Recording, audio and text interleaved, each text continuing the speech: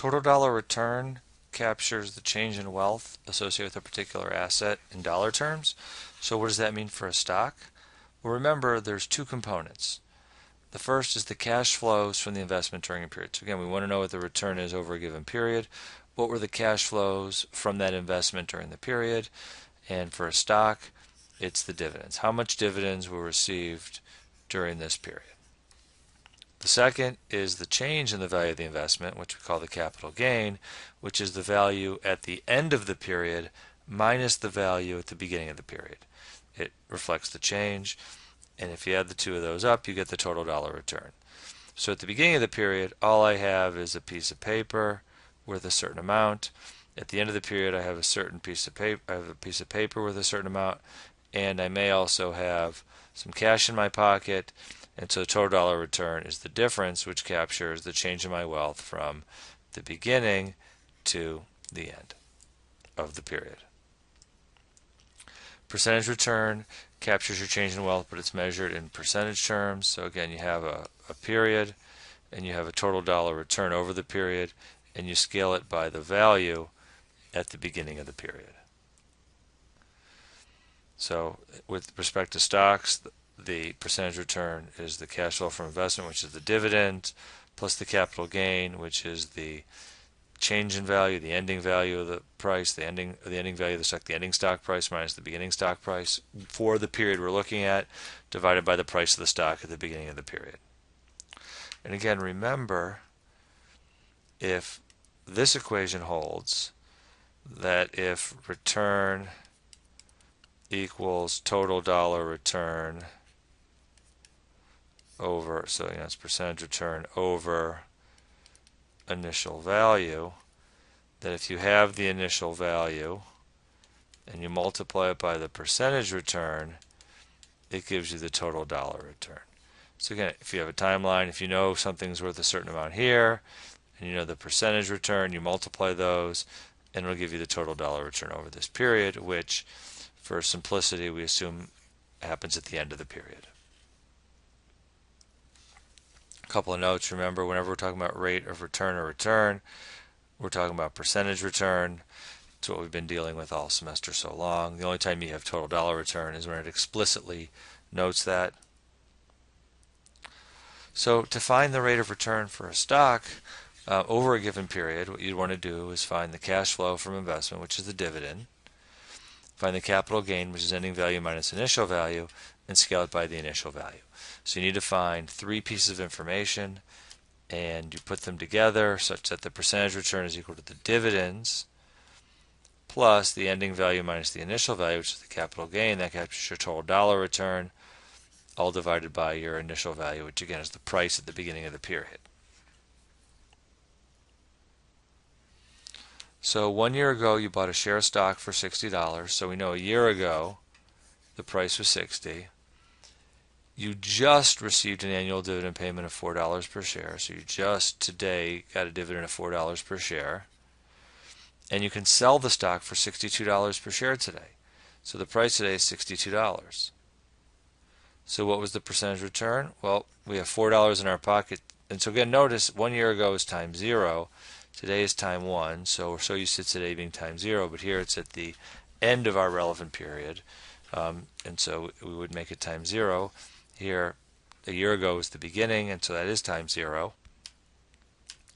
Total dollar return, we have $4 in our pocket from the dividend, plus the price of our stock went from 60 to 62. It went up by $2. Alternatively, you can take the $62 price minus 60 to get the $2. So the total, $6. Again, you can see it here. Today we have a $62 piece of paper and $4 in our pocket from the dividend, so we have $66 in wealth. Here we had 60, we got $6 wealthier. Well, now we need to scale it in order to get the percentage return, and we scale it by the value at the beginning of the period, which is $60. The percentage return is 10%. And again, if you had something worth $60 and it had a return of 10%, the total dollar return would be $6, which is what we've come about the other way by actually looking directly at the dollar returns. So one of the things that we can do is we can take the return on stocks and break it up into the dividend yields and the capital appreciation yields. So again, if we go back here, we can see that the percentage return is equal to the dividend plus the ending value of the initial value over the initial value.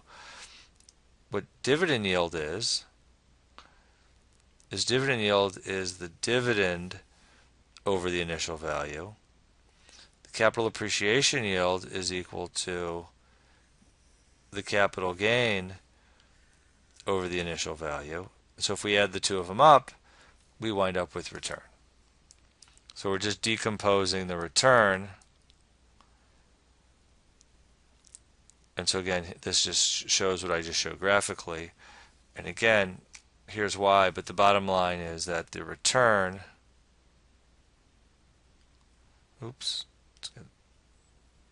the return is equal to the dividend yield plus the capital appreciation yield. So again, here you have total the return.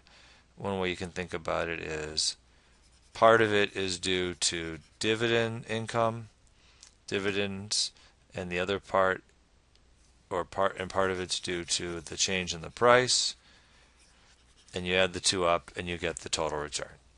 And again, it's just by taking, dividends divided by initial value and then capital gain over initial value and adding them up. So it's really A plus B over C is equal to A over C plus B over C. So let's take a look at an example, and this is a good one, requires a little bit of thought. So 1 year ago, ABC stock was $60. Over the past year, from 1 year ago to today, the return was 15%. Dividend yield was 6.5%. What's the price of the stock today? So we know what the stock price was a year ago. We know what the return was. We know what the dividend yield was over the past year. What's the price of the stock today? So an approach can be to find the capital. So we know that we know the price today. If we knew the capital appreciation yield, we could get the price. We knew the price a year ago. If we knew the capital appreciation yield over the past year, we'd be able to get the price today. But we don't have the capital appreciation yield, but we do have the total return. We have the total return, and we have the dividend yield. So if we take the total return of 15%, subtract out 6.5%, we'll wind up with a capital appreciation yield of 8.5%. And if a year ago a stock was worth $60 and it appreciated in value by 8.5%, we can find the price.